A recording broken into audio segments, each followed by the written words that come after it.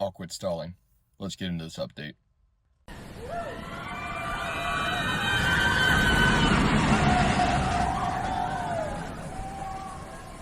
What's up guys, Dr. Costa here on behalf of the Georgia Coaster Connection, and welcome back to another ArieForce One Construction Update.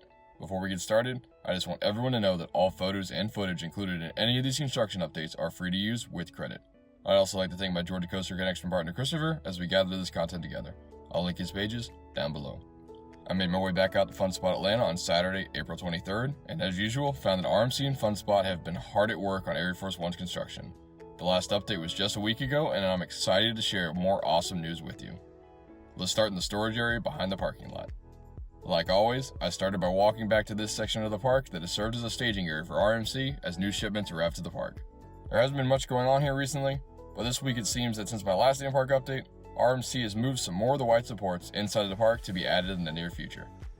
There was also an exciting new development while I was in this area. I noticed a slew of dump trucks that were both entering and exiting the park, so I decided to figure out what that was all about since the dump trucks seemed to be heading to the back of the park. After seeing this new development, I decided to change things up a bit. I decided to check out this section of the ride first, behind the arcade, before moving on to check out the new progress of the things that I had reported on last week. If you missed the last couple of updates, RMC has finally started moving dirt behind the arcade building and has even moved a truckload of supports to the site. Unfortunately, the area that I usually get shots at the back of the layout was closed for a private event this day, so these were the best shots that I was able to get. Don't blame me, blame the Girl Scouts. From what I can gather, the dump trucks were loaded with rocks and gravel, and they were dropping them off by the truckload over and over and over again behind the arcade. After seeing the construction that had begun on the barrel roll the last couple of weeks, this progress behind the arcade isn't a surprise, and it should be a sign that we are close to seeing those supports going vertical very soon. Speaking of the barrel roll, let's follow up on what we learned last week.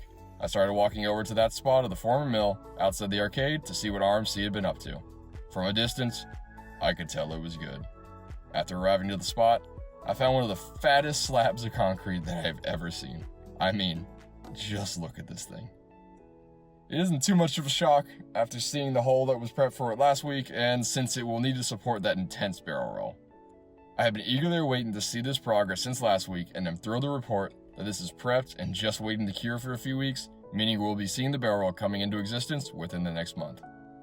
Moving on from the side of the future barrel roll, I noticed that the Ferris wheel was running, and wanted to make sure to capture some awesome shots of new progress at the start of the ride. From the Ferris wheel, I was able to notice that the first drop had been completely finished and the pull into the Raven Trust Dive is also in place.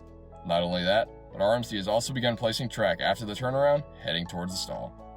I was wondering why the Raven Trust Dive hadn't been included in the construction quite yet, so I was assuming maybe they were waiting on that shipment, until I noticed some great progress elsewhere.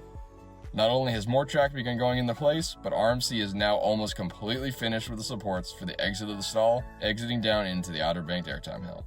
I had noticed in my previous updates and visits to the park, but the markers for the Outer Banked Airtime Hill and station are now in place, here as well, and have been for a little while.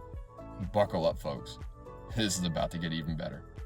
Before I go, I do have one last little thing I want to include. It dawned on me recently that I haven't seen much ArieForce One merchandise, and haven't since I saw the packs that were given out at IAPA, which I unfortunately was not able to attend. So I decided to search a little, but found nothing.